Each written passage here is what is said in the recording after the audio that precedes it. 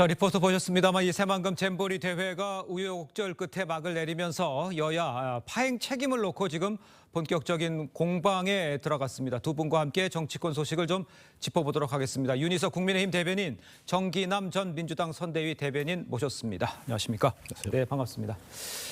자, 여당은 이제 파행 책임이 문재인 정부와 전북에 있다고 전라북도에 있다고 주장을 했는데요. 반면에 야당은요, 대통령의 사과와 이 국정조사를 요구를 했습니다. 여야 입장을 먼저 들어보도록 하겠습니다. 잼버리 파행 사태에 대해 대통령의 사과와 총리의 사퇴, 국정조사를 요구합니다. 여당은 여가부 책임론을 제기하고 있으나 어차피 없앨 여가부에게만 책임을 묻지 않고 한덕수 총리가 책임질 일입니다. 이후 약 5년간 문 정부와 전북도는 대부지 매립과 배수 등의 기반시설과 편의시설 등을 제대로 준비하지 않아 잼버리 파행이라는 결과를 낳은 것입니다. 그래놓고 이제와 윤석열 정부를 탓하고 총리 해임 운운하며 자, 이제 본격적인 책임 공방이 지금 시작이 됐습니다. 먼저 이제 들으신 것처럼 이제 국민의힘 문정부와 전라북도의 책임이 크다 이렇게 주장을 이어가고 있는데 윤희석 대변인께서 먼저 이야기를 좀 이어주시죠. 예, 우선 전북도 책임을 먼저 지적하지 않을 수가 없는데요. 네. 왜 그러냐 하면 애초에 박근혜 정부 때 전북도에서 이 유치를 강력하게 주장을 할 때 새만금의 새로 매립지를 구성해서 잘할 수 있다. 배수며 여러 가지 문제, 그늘이 없는 문제 이런 것들도 다 해결할 수 있다고 해서 정부에서 그렇게 결정을 했죠. 예. 그 이후로 시간이 쭉 흘러왔는데 지금까지 상황을 보면은 예를 들어서 기반시설 같은 경우에 2020년 돼서야 공사에 착수했고 올해 2월 이 대회가 치러지기 6개월 전까지만 해도 예. 시설 같은 거는 5% 정도밖에 설치가 되지 않았다. 준비를 안 했다는 얘기죠. 그런 차원에서 얘기를 해야 하고 전북도는 본인들은 집행 책임만 있지 조직위원회가 다 책임져야 한다 이렇게 얘기하지만 조직위 인원의 46%가 전북도 파견 공무원이고요. 그리고 시설 관련 아까 말씀드렸던 상하수도, 예. 배수, 뭐 화장실, 샤워장 이런 거 관련한 직원들은 전원이 전북도 출신 공무원이었습니다. 예. 이런 상황에서 전북도가 본인들이 하위기관이라고 해서 이 책임을 과연 벗어날 수 있느냐 하는 얘기가 있고 문재인 정부 얘기하자면 지금 야권에서 계속 공격하고 있지 않습니까? 방금도 들으셨지만 윤석열 대통령 사과 요구하고 뭐 총리 조치 얘기하는데 그렇죠. 지금까지 문재인 정권 5년 그리고 1년 윤 대통령 이제 집권 기간인데 그러면 5년과 1년 그 사이 6년 동안에 어느 정부에 그럼 책임을 묻자면 어떻게 그럼 책임을 물어야 하고 책임의 배분은 어떻게 되느냐 이렇게 계산까지 한다면 야권에서 이렇게 윤 정부에게 모든 것을 떠넘기는 것은 옳지 않다고 생각합니다. 알겠습니다. 윤 정부에 떠넘기는 것은 옳지 않다. 이 부분에 대한 그 답도 좀 해주시고요. 지금 국정조사를 요구하고 있지 않습니까? 국정조사 요구하는 게 이게 좀 맞는 건지 문제 해결에 적절한 방법인지에 대해서 어떻게 생각하십니까? 먼저 얘기하면 이런 사안을 두고 국정조사를 안 하면 도대체 뭘 가지고 국정조사를 하자는 건지 저는 좀 의문이 들 수밖에 없습니다. 예. 자, 이번 잼버리 파행 총체적 난맥상이었습니다. 네. 자, 준비 부족, 운영 미숙, 자, 대한민국 역사상 이렇게 대규모 국제 행사를 치르면서 오명을 남긴 적이 있었습니까? 자, 뭐 이제 와서 저 대통령실과 정부 여당에서는 자, 처음에는 뭐 전 정부 탓 하더니 또 좀 있다가는 여가부 탓. 그러더니 이제 급기야 대회가 끝나고 나니까 전라북도 탓을 하기 시작합니다. 자, 언제까지 그 무능 무책임을 남 탓만 할 것입니까? 현 정부 입장에서 이 대회를 치른 윤석열 정부는 자, 이 국격 이런 행사로 인해서 생긴 대혼란 예. 또 국민의 상처에 대해서 먼저 사과하는 게 온당한 거지요. 자, 더 나아가서 자, 이 잼버리 파행 국회가 아니면 도대체 누가 나서야 한단 말입니까? 자, 오히려 저는 먼저 여당이 제안하는 게 맞다고 생각합니다. 뭐를 국정조사를? 국정조사를. 왜? 전 정부의 책임도 있다고 말씀하셨죠. 네. 현 정부 책임도 있죠. 예. 자, 그러면 원인 규명, 책임 소재, 자, 제대로 밝히는 것이 윤석열 정부가 앞으로 국정 운영을 해 나가는 데 있어서도 저는 도움이 될 거라고 보여집니다. 예. 감사원 감사 필요합니다. 네. 자, 윤석열 정부 그러나 이미 정부 지원 기관을 자임하고 있는 감사원 신뢰도는 많이 떨어져 있습니다. 예. 국정조사를 정치 공세로만 치부하지 말고 적극적으로 수용함으로써 전 정부 책임이든 현 정부 책임이든 책임 규명, 네. 진상을 명확하게 규명해내고 다시는 이런 일이 발생하지 않도록 하는 것이 지금 윤석열 정부에게 주어진 책임입니다. 알겠습니다. 자, 이런 가운데 이제 전현 정권 간의 지금 책임 광치 보셨습니다만 이 뜨거운 가운데서 문재인 전 대통령이 SNS에 입장을 표명을 했어요. 대회 유치 당시에 대통령으로서 사과를 전한다. 여기까지는 이제 말을 한 후에 현 정부의 준비 부실을 지적을 했습니다. 이거는 어떻게 평가를 하십니까? 그러니까 문 대통령이 유치 당시에 대통령으로서 이제 사과에 의사 표시한 거는 뭐 온당한 네네. 조치였다고 보는데 그 뒤에 말이 이제 좀 문제가 되죠. 네. 이 경우에는 문재인 대통령이 잊혀질 상황이 아닌 거긴 하지만 굳이 뭐 부끄러움은 국민의 몫이다. 뭐 사람의 준비가 부족하니까 하늘도 안 도와줬다. 이런 얘기는 결국은 현 정부의 화살을 돌리는 것밖에 안 되지 않겠습니까? 네. 적어도 직전 대통령이라면 이런 마음은 있을지라도 표현 안 하신 게 낫지 않았을까. 안 하셔도 될 말씀 하셨다고 봅니다. 예. 자, 그런데 아까 뭐 이제 누가 책임을 지느냐 이런 데서 이제 공방이 오갔는데 조금 안해를 좀 들여다 보면요. 이 전라북도의 공무원들이 잼버리를 핑계로 외유성 출장을 다녀온 사실이 드러나 있고요. 또 이것 때문에 여론의 문매를 맞았습니다. 그다음에 또 1,171억 원에 달하는 예산의 용처를 분명히 밝혀야 한다. 이런 목소리 나오고 있습니다. 엉뚱한 데 썼다는 이야기들 이런 얘기 나오고 있어요. 이런 거에 대해서는 어떻게 평가를 하십니까? 한마디로 얘기하면 방만 운영, 또 뭐 준비 부실, 예. 주체 혼선 이게 다 이번 잼버리 파행에 그대로 농축된 거죠. 예. 또 이번 과정에 드러난 이 지방 권력의 모렴치, 또 중앙 정부의 무능 네. 이런 것들이 결합됨으로 인해 가지고 결국 우리 인류 국가 대한민국의 이미지가 추락한 건 사실입니다. 네. 자, 저는 우선 시작이요. 나랏돈 1,171억 원이 네. 도대체 어떻게 사용됐는지부터 시작하면 된다고 생각합니다. 지금 언론에서 거론되고 있는 지방정부와 업체들 간의 유착 관계라든지 여러 가지 문제가 제기되고 있습니다만 성역 없는 수사와 감사를 통해서 밝혀내는 게 필요합니다. 그렇죠. 자, 그러나 지방정부를 이른바 희생양 삼는 시도가 있다면 예. 저는 국민들이 결코 동의하지 않을 거로 보여집니다. 예. 실제 집행위원장을 전라북도 도지사가 맡았습니다만 저 전라북도가 직접 사용한 예산은 1,171억 가운데 265억 원에 불과합니다. 전체 예산의 23%입니다. 네. 자, 중앙정부 탓으로 돌리기에는 지금 현 정부의 태도는 너무 비겁하고 모렴치한 측면을 간과해서는 안 될 것입니다. 현 정부의 태도가 모렴치하다? 이 부분에 대해서는 반박을 하실 것 같은데요? 제가 말씀드렸지 않습니까? 이 91년 잼버리하고 달라요. 그때는 체육청소년부가 완전히 그때는 지방자치제가 없었으니까요. 네네. 그때 중앙정부 위주로 했고 주도로 이번 잼버리 경우에는 그렇지 않았다는 말씀을 제가 드렸습니다. 조직의 구성도 말씀을 드렸고요. 네. 전북도의 책임을 전가하는 게 아니라 이 대회 자체가 준비되는 과정이 이렇게 됐다. 그래서 우선 지방행정기관, 지방자치단체가 이런 일을 맡는 것이 옳으냐에서부터 근본적으로 점검해야 된다는 차원이지 예. 어떻게 중앙정부가 지방정부에게 탓을 합니까? 알겠습니다. 대변인께서 그러면 여가부에 관해서는 어떻게 생각했습니까? 또 김현숙 장관에 대해서. 예, 여가부 장관이 여가부가 주무 부서이기 때문에 책임 소재 가리는 문제에 있어서 네. 벗어나기가 어렵겠죠. 근데 한 가지 여가부가 이 정부 들어와서 폐지를 전제로 저희가 공약을 내걸고 출범을 했는데 그렇죠. 예, 국회에서 정부정책으로 통과 안 되는 바람에 지금 어정쩡한 상태로 있습니다. 예. 아마 여가부 장관 입장에서는 다른 부서의 장관들과 같이 협업해야 되는 입장이어야 했을 텐데 과연 정부 부서로서의 그런 위상과 권위를 인정받으면서 일을 할 수 있었겠는가 하는 그런 생각은 듭니다. 알겠습니다. 자, 이런 가운데 잼버리 파행 사태가 이 부산 엑스포 유치에 부정적인 영향을 미칠 거라고 말을 한 이 민주당 김한규 원내대변인의 발언을 놓고도 지금 논란이 이어지고 있습니다. 문제가 된 발언을 먼저 직접 들어보도록 하겠습니다. 저는 엑스포 유치는 사실상 물 건너갔다고 봅니다. 우리보다 더 가능성이 사우디? 높은 나라가 있는 상황에서 그래서 이거를 역전시키려고 하는 노력을 기울이는 과정이었는데 저는 이런 행사가 있었는데 이런 참사가 있었는데 어떤 나라의 정치인들이 대한민국에 표를 주겠습니까? 자, 일단 국민의힘에서는 엑스포 유치에 재를 뿌리는 발언이라 이렇게 비판이 나왔고요. 김 원내대변인의 해임 지도부의 또 사과 이런 걸 요구하고 있습니다. 김 대변인, 여당이 말꼬리 잡기를 하고 있다 이렇게 반박을 하고 있습니다. 굳이 이런 얘기까지 했어야 할까요? 어떻게 보셨습니까? 글쎄요, 엑스포 유치는 국가적 사업이지 않습니까? 잼버리가 결국 뭐 전라북도가 주관했다고 그래서 전라북도 사업이 아니듯이 네. 또 부산 엑스포만은 아니거든요. 예. 그런 의미에서 본다면 여야가 입장이 저는 다를 수 없다. 특히 11월 개최지 선정을 앞두고 있는 시점에서 네. 정말 정치권이 총력을 기울여도 부족한 상황에서 야당의 원내 대변인이죠. 예. 물 건너갔다라는 한 직설적 표현은 저는 부적절했다고 보여집니다. 자, 그럼에도 불구하고 실제 유치 가능성이 아무리 낮다 하더라도 예.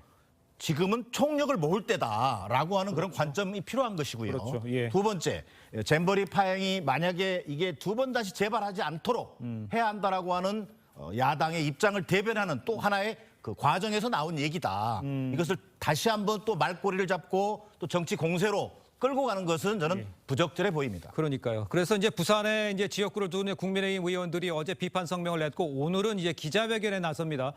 발언에 어떤 내용들이 제일 문제가 있고 또 어떻게 이 상황은 또 어떻게 보셨습니까? 진짜로 엑스포 유치에 대해서 걱정하고 염원하는 마음을 가졌다면 저렇게 얘기하지 않죠. 네. 그렇죠? 그거를 공개적으로 얘기했다는 것에 대해서 문제가 되고 예. 우리 내부 문제보다 이 얘기가 밖으로 나가서 네. 뭐 다른 나라 사람들이 들었을 때 뭐라고 생각하겠습니까? 한국 예. 사람들은 자기들도 안 된다고 보는구나. 예. 이런 생각 안 할 수가 없는데 정치인이 갖는 그 말의 무게 거기에 대해서 김한규 대변인이 간과하고 있었다. 이렇게 지적하고 싶습니다. 알겠습니다. 여야 책임 공방이 계속 거세지면서 실체를 놓치는 상황이 벌어지지 않기를 바랍니다. 분명히 밝혀내야 합니다. 자, 다음 소식 짚어보도록 하겠습니다. 고 김문기 전 처장을 모른다는 발언과 관련해서 선거법 재판에서 이재명 대표가 한 진술이 지금 논란이 되고 있습니다. 자, 이재명 대표 정치인은 사람을 기억하지 못하는 경우가 많다면서 안면인식 장애 이런 이야기를 했어요. 의도가 있다고 보십니까? 실제로 그런 겁니까? 잘 모르겠습니다만 어떻게 평가하십니까? 안면인식 장애가 있다고 만약에 인정이 되면은 김문기 씨 모른다고 한 이재명 대표의 진술이 받아들여질 수 있는 여지가 많겠죠. 네. 자기 스스로 그런 얘기 한다는 게 얼마나 좀 명구스러운 일입니까? 예. 하다가 이제 안면인식 장애라는 얘기가 나오는데 네. 본인이 그 김문기 씨를 알았냐 몰랐냐는 건 본인이 제일 잘 알 겁니다. 그동안 했었던 여러 가지 행동들에 대한 사진부터 시작해서 여행 갔었던 상황 네. 이런 거 다 알고 있기 때문에 이재명 대표 진실되게 재판에 임해 주시기 바랍니다. 알겠습니다. 이재명 대표는요, 2006년부터 명함을 80만 장 돌렸다면서 본인의 명함을 가지고 있다고 그 사람과 관계에 있다고 보기 어렵다 이렇게 진술했습니다. 이 진술은 맞을 수 있죠. 하지만 고 김문기 처장하고는 좀 다른 상황 아닌가요? 실제 정치권에 있다 보면요 많은 사람을 만납니다. 하루에도 수십 그렇죠. 명, 그건 또 행사장에서 예. 엄청난 사람을 만납니다. 네. 명함첩 보면은요 수백 장 쌓여 있습니다. 예. 자, 명함 있다고 해서 그 사람하고 관계가 있다? 그렇게 보기는 좀 어려운 게 현실이죠. 저도 거긴 동의합니다. 예, 동의합니다. 저도. 예. 그러나 앞서 나왔습니다만 이재명 대표가 역시 또 정치인이 상대가 자신을 기억하지 못해 주는 것. 예. 그러다 보니까 한번 어디 행사에서 본 것 같다. 기억이 안 난다. 이게 현실임에도 불구하고 예. 안면 인식 장애 이런 워딩을 사용함으로 인해서 오히려 그 말의 진실성을 아. 다소 좀 이렇게 뭐랄까 좀 설득력을 떨어뜨리는 그런 좀 우가 범해지지 않았는가 저는 이런 생각이고요. 네. 좀 더 이 재판 과정에서 분명하게 이재명 대표 입장에서는 김문기 씨와의 관계를 설명하는 과정에서의 본인의 고충을 얘기했지만 그런 부적절한 워딩으로 인해서 오히려 그 진실이 제대로 전달되지 못하는 그런 또 한계는 있어 보입니다. 그러면 안면인식 장애라고 얘기한 것 자체는 부적절한 발언이었다고 하시는 건가요? 내용 자체는 충분히 이해할 만한 내용이죠. 그러나 그걸 굳이 안면인식 장애라는 표현을 씀으로 해서 예. 많은 사람들에게 좀 뭐랄까 좀스럽게 보이는 그런 그 측면에서 본다면 저는 예. 부적절했다고 보여집니다. 알겠습니다. 자, 선거법 재판이 이어지는 가운데 이번 주 목요일에는 백현동 개발 특혜 의혹으로 이 대표 검찰 조사를 받죠. 관련 여야의 입장을 함께 들어보도록 하겠습니다. 검찰 독재 정권의 폭주로 이 땅의 민주주의가 다시 위협받고 있습니다. 고난에도 흔들리지 않고 불의에도 굴하지 않는 대통령님의 인동처 정신을 다시 한번 깊이 새기겠습니다. 검찰의 소환에 응하겠다고 밝혔지만 자신의 과오를 돌아보지 않는 태도는 여전했습니다. 국가폭력이란 말로 민주투사 코스프레를 하기 전에 지금 민주당에서 벌어지고 있는 비상식적이고 폭력적이기까지 한 비리 방탄 행태에 대해 자성해야 할 것입니다. 네, 이 대표는 정치 수사라고 이제 반발하고 있지만 당내에서 이 대표 사퇴 불가피하다 이런 목소리도 사실 나오고 있는 것 같습니다. 실제 그 민주당 내 분위기는 어떻다고 저희가 이해를 하면 되겠습니까? 글쎄요, 내부에서 이재명 대표 사퇴를 언급하거나 그런 분위기는 아직은 좀 없어 보입니다. 예. 자, 그럼에도 불구하고 이번에 그 혁신위를 통해서 네. 뭔가 국민 눈높이에 맞는 쇄신안을 만들어 보겠다라고 했던 그 취지가 네. 오히려 제대로 국민들에게 보여지지 못한 것에 대한 불만들은 좀 비등하고 있는 상황입니다. 예. 자, 아무리 혁신위가 독립기구라고 하지만 사실상 이걸 좀 방관했던 거 아니냐. 여기에 대한 이재명 대표와 지도부의 책임은 가볍지 않다. 뭔가 이제 이재명 대표가 좀 책임을 통감하고 끝까지 네. 국민 눈높이에 맞는 쇄신을 위해서 예. 좀 분명하고 개혁적인 리더십을 좀 보여줬으면 좋겠다. 좀 당당했으면 좋겠다. 이런 지적들이 있는 건 사실입니다. 그러니까 개혁적인 모습, 당당한 모습. 자, 그렇다 보니까 이 대북 송금 관련해서 이 대표의 구속영장이 청구될 가능성, 여기 어떻게 대응할 건지 이게 이제 관점의 포인트인데 8월이냐 9월이냐 또 이런 이야기도 나오고 있어요. 어떻게 예상하는지 또 이재명 대표는 어떻게 하는 게 맞는 건지 짚어주시죠. 여러 가지 예상이 나옵니다. 8월 중에 하게 되면 이제 회기를 쪼갤 수가 있기 때문에 네. 국회 표결 없이 이재명 대표가 드디어 판사를 만날 수 있게 되는 상황이 오게 되는 거죠. 그렇죠. 9월로 넘어가면 정기국회는 기간이 100일로 정해져 있기 때문에 예. 회기 쪼개기가 안 됩니다. 그렇게 될 경우에는 지난번 우리 2월 달 막 이때 봤었던 그 체포동의안 그것이 의원들에 의해서 통과되느냐 마느냐 이 상황이 오게 될 텐데 그렇죠. 뭐 정치권에서는 검찰이 민주당 입장을 생각을 해서 뭐 곤혹스럽게 하기 위해서는 9월에 하겠다는 뭐 이런 얘기가 나오지만 제가 볼 땐 그게 아니라 이재명 대표가 이제 수사를 받죠. 17일 날 출두를 하고 예. 그 과정에서 이재명 대표의 혐의를 더 확실하게 입증할 이화영 전 경기도 부지사 그분의 재판 상황과 관련된 것들이 영향이 좀 있을 거다. 어쨌든 제1야당 대표에 대해서 영장 청구를 해야 하는 검찰 입장에서는 예. 기각되는 순간 굉장한 부담이 됩니다. 그렇죠. 정말 만사 부려튼튼 정말 준비 잘해서 청구를 해야 할 텐데 지금 이재명 대표로 향한 혐의를 더 확실하게 하기 위해서는 이화영 전 부지사가 언론 보도 통해 나왔던 대로 대북 송금 관련한 이재명 대표의 관련성 이 진술이 법원에서 증거로 채택이 돼야 돼요. 그런데 지금 이제 이화영 전 부지사의 변호인들에 의해서 재판이 지연되는 듯한 상황이 거의 한 달째 지속되고 있습니다. 그렇죠. 배우자까지 동원돼서 예. 따라서 22일에 있을 이화영 전 부지사의 재판 그 당시에 그때의 상황 이런 것과 연관돼서 청구되지 않을까. 그렇게 되면 제가 볼 때는 개인적으로 예. 8월엔 어렵지 않을까 하는 생각도 해봅니다. 알겠습니다. 그러니까 이제 이화영 부지사 재판과 연계돼서 그 결과물이 재판에 어떤 얘기가 나오는지 그런 것들이 연동돼서 작용할 것이다 이렇게 보시는 거군요. 네, 그렇습니다. 알겠습니다.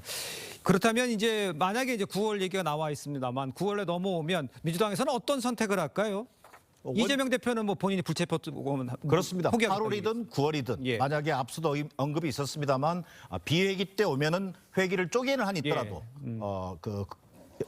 영장실질심사에 응하겠다는 입장이고요. 네네. 자, 9월 정기국회 때 검찰에 청구하겠다. 물론 그 키는 검찰이 쥐고 있습니다만 어떤 상황이 되더라도 지난 교섭단체 대표연설을 통해서 이재명 대표는 불체포 특권을 내려놓겠다라고 공언한 바 있습니다. 예. 그리고 의원총회를 통해서도 불체포 특권에 대한 내려놓겠다라고 하는 취지를 충분히 다 의원들이 공유한 상황이고 예. 이런 상황 속에서 만에 하나 예. 9월 정기국회 당시에 체포동의안이 올라온다. 그러면 저는 당 차원에서는 뭐 가결 당론, 가결 투표 당론은 정하지 않겠지만 예. 의원들의 어떤 양심과 결단에 의해서 판단하도록 예. 저는 하는 조치가 있을 걸로 보여지고요. 자, 민주당 많은 국회의원들은 이재명 대표를 포함해서 이번에마저도 내노란불, 방탄정당의 이미지를 만약에 걷어내지 못한다면 예. 총선 승리는 물론 이재명 대표의 정치적 어떤 미래 자체도 대단히 불투명해질 수 있다는 그런 대단한 각오와 예. 그런 당당한 태도를 임하겠다라고 하는 입장은 지금 분명해 보입니다. 그럼 국회로 넘어왔을 경우에 이재명 대표 같은 경우에는 나 불체포 당당히 가서 먹겠다 이렇게 선언을 차라리 해보는 건 어떻습니까? 제 예. 개인적인 생각입니다. 그렇게 하고 헌법상 회기 중에는 그 체포동의안 가결 없이는 현역 의원이 판사를 만날 수가 없기 때문에 그렇죠. 뭐 가결시켜 달라고 소속 의원들한테 얘기를 해야 되겠죠. 예. 근데 이거 돌이켜 보면은 2월 달에 그 처음 청구됐을 때 그렇게 했으면 얼마나 좋았겠습니까? 그런 상황을 쭉 생각을 해보면 지금 굉장히 늦었고요. 예. 여러 가지로 그 입장 이렇게 바뀐 것 자체에 대한 어떤 배경 같은 것이 굉장히 그 좀 배경이 좀 그래요. 그래서 이재명 대표가 정말로 확실하게 얘기를 해주셔야 하고 의원들 또한 근데 정말로 가결표를 민주당 의원들이 할 거냐는 여부도 봐야 합니다. 이른바 극렬 지지층이 보고 있단 말이에요. 그렇죠. 과연 그렇게 할 수 있을까? 그래서 민주당에서는 9월에 하지 말고 영장 청구를 제발 8월에 해달라 이렇게 요구하는 것. 예. 그 입장은 충분히 이해가 갑니다만은 상황이 민주당 원하는 대로 될지는 지켜봐야 되겠습니다. 알겠습니다. 자, 이런 가운데 이제 김은경 혁신위가 내놓은 이 대의원제 축소 혁신안을 두고 당내 갈등도 이어지고 있죠. 민주당 내 목소리를 한번 들어보도록 하겠습니다. 국민이 선출해야 할 총선에 영향을 미치는 것도 아니고 국민의 민생과 관련된 시급성을 다투는 것도 아닌 일로 오로지 민주당 대표와 지도부를 선출하기 위해 이런 무리수를 두어야 하는 이유를 찾기 어렵습니다. 당대표 선거를 하는데 대의원들이 권리당원의 60배, 70배의 투표 가치, 투표를 행사하는 것, 그것 역시 이상한 것입니다. 이 기득권을 내려놓는 것에서부터 혁신이 출발한다라고 할 것입니다. 오히려 대의원제를 정상화시키는 것입니다. 자, 비명계에서는 당권 사소안이라면서 이제 철회를 요구하고 있고요. 친명계에서는 기득권을 내려놓는 게 혁신이고 맞서고 있다. 이렇게 맞서고 있는 상황이죠. 이제 모레 예정된 민주당 의총에서 개파 간 의견 충돌이 있을 것으로 보이는데 밖에서 보면 좀 잘 들여다 보이잖아요. 이것은 이재명 대표 체제 강화를 하기 위한 거라고 보십니까? 저는 그렇게 봅니다. 예. 애초에 이재명 대표가 혁신위원장 임명할 때부터 네. 진짜 민주당을 혁신할 분, 그런 비중 있는 분 빼고 김은경이라는 그 무명에 가까운 분을 임명했을 때부터 그런 예상이 있었고요. 네. 나온 결과 자체도 이재명 대표가 혹시나 당권을 잃었을 경우에 전당대회를 해야 되는데 그 상황에서 이재명 대표 측이 당권을 놓치지 않기 위한 그런 예. 대의원제의 사실상 폐지 이런 결과가 나왔기 때문에 예. 결국 평가는 그렇게 받을 수밖에 없고 결국 민주당의 지금 이러한 혼란은 혁신의 대상이 혁신을 주도했다. 그 점 때문이라고 저는 봅니다. 예, 혁신의 대상이 혁신을 주도했다. 이렇게 평가를 해주셨는데 내부적으로 이 정도 되면 갈등이 시작된다고 볼 수 있습니까? 어떻게 보십니까? 그렇습니다. 이게 원래 혁신위를 구성한 이유가 뭐였었습니까? 김남국 의원의 뭐 이를테면 가상자산 보유 논란, 그렇죠. 뭐 결국 윤리쇄신이 필요하다라는 차원에서 혁신위가 출범했습니다. 네. 자, 그럼에도 불구하고 혁신위가 내놓은 결과는 뭡니까? 예. 뭐 대의원 권한 축소, 현역 의원 평가 강화, 네. 자 이런 것들을 내놓았는데 결국은 이게 그동안 당내에서 이 현역 의원들의 영향력을 줄여야 한다라고 하는 일부 계파의 의견을 그대로 손들어준 것 아니냐 이런 비판에 직면하게 된 겁니다. 그렇죠. 자, 근데 이제 그러면 어떻게 할 거냐? 혁신위는 이미 제대로 된 혁신안을 내놓지도 못한 상태에서 종료할 수밖에 없는 상황에 직면했습니다. 네네. 자, 이제 모든 공은 다시 이재명 대표에게 돌아온 겁니다. 그렇죠. 자, 이게 혁신안으로 인해 가지고 결국 다시 또 계파 갈등이 분출할 가능성이 높아졌습니다. 예. 앞서 앵커께서 얘기하셨습니다만 의원총회 또 뭐 의원 워크숍을 통해서 그러니까요. 다시 논란이 좀 불가피할 텐데 예. 다시 한번 초심으로 돌아가야 된다. 왜 혁신위를 띄웠었던 것인가? 뭔가 개혁적인 어떤 마인드, 그다음에 윤리쇄신 이런 걸 통해서 국민들의 눈높이에 맞추겠다.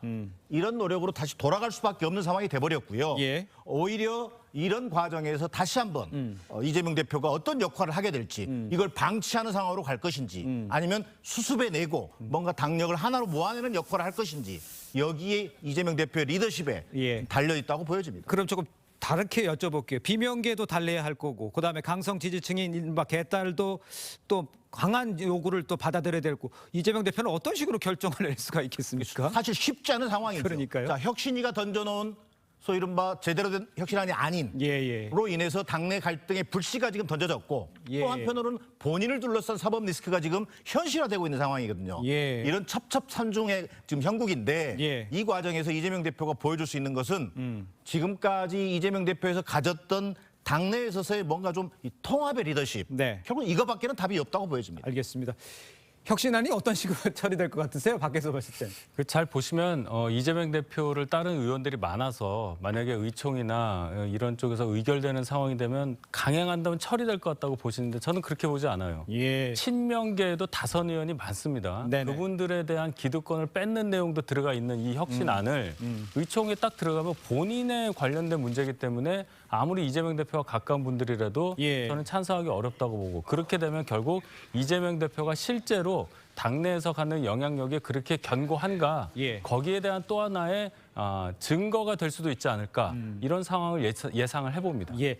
하나만 더 여쭤볼게요. 이재명 리스크가 국민의힘한테는 큰 도움이 됐다라고 보는 시각도 있지 않습니까? 그런데 어떤 결과가 나왔든가 민주당에서 이재명 리스크가 좀 사라지는 경우 뭐 여러 가지 이야기일 수가 있겠습니다. 그럴 경우는 좀 국민의힘에서는 불리하다 이렇게도 보십니까? 이재명 대표 리스크가 사라진다는 얘기는 아마 구속을 상정을 하고 말씀하시는 거죠. 그렇게 되면 저희가 지난 대선부터 쭉 주장해왔던 이재명 대표의 사법적 문제가 판사, 법원으로부터 인정받았다는 그런 정치적인 의미가 하나 있고요. 네. 그렇게 될 경우에 그러면 민주당이 제대로 정비해서 총선 준비를 잘할 거기 때문에 국민의힘한테 불리할 거 아니냐는 그런 질문인 것 같습니다. 예. 저희는 오히려 민주당이 제대로 운영되지 못하는 상황을 더 경계합니다.